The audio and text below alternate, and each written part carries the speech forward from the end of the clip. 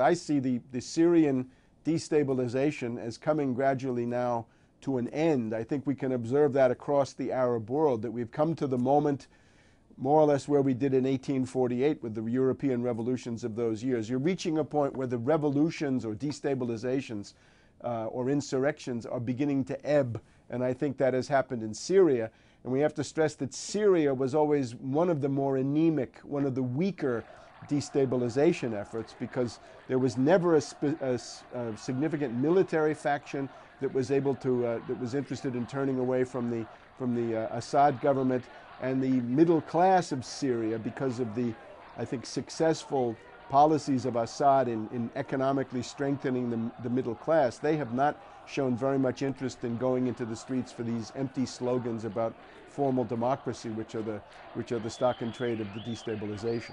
Well, remember that this is largely artificial in the sense that we've had this celebrated case of the gay girl in Damascus, this famous blog, which turns out to have been written by two Americans, one of them a woman working for the American Friends Service Committee, which has been accused certainly over decades of being connected to the CIA or being a vehicle for the CIA. Their Gay Girl in Damascus blog was made into the coverage by the New York Times, The Guardian, and many other news organizations, certainly Al Jazeera, and it turned out to be a complete fabrication. And I think you really have to look at the images you see about Syria and look at them with tremendous skepticism, because in many cases these are certainly fabricated, and there's been this element of artificiality from the beginning.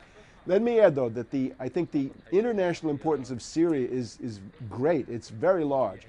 If the Syrian government were to fall to a color revolution or a destabilization or a civil war of the kind that the U.S. is pushing, you would immediately have Hezbollah in Lebanon totally isolated. They would be deprived of their strategic depth and their logistical backup. Iran would lose its only significant ally in the region, among the larger governments at least. And we have to remember there is a Russian naval station at Tartus on the Mediterranean coast, which gives the Russian Navy a foothold in the Mediterranean and allows the Russian Navy to operate there. So these would be very big strategic stakes that are involved with Syria. But if Syria were to fall, that would then lead perhaps to a new round, maybe later this year or in the coming spring, a second attempt at overthrowing all these governments, which otherwise I don't think is going to happen. So Syria, along with Libya right now, are the areas where the future of the governments of the Middle East is being decided. It should be obvious to anyone that the entire destabilization of Syria is an armed insurrection that starts in the peripheral cities. It starts in the cities that are located along the borders, be it the Jordanian border or the Turkish border or the area that adjoins the Iraqi Kurdish entity where the U.S. essentially is in command there too. So that's where it started. And then we had the armed insurrection really starting in those places, and then the usual use of the social media, the Facebook, the Twitter, but especially the ultimate cynicism of this Gay Girl in Damascus blog, which I think has opened up a window into the methods that are being used all over the Arab world to manipulate people and to goad them into these abortive rebellions.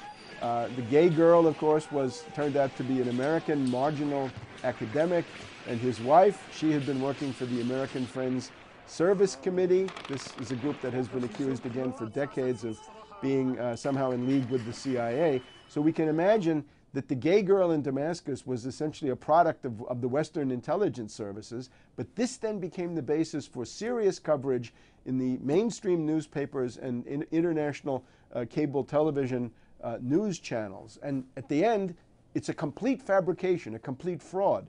When you see film footage, news film, that seems to represent or is alleged to represent a rebellion going on in Syria, I think you have to take several big steps back and ask yourself, what am I being shown and what guarantee is there of this? Sometimes when you watch these things, they'll say, we received this from a cell phone camera somewhere in Syria. Naturally, we can't verify what it is. Well, maybe that's good reason to discount it completely, because it could be a complete fraud.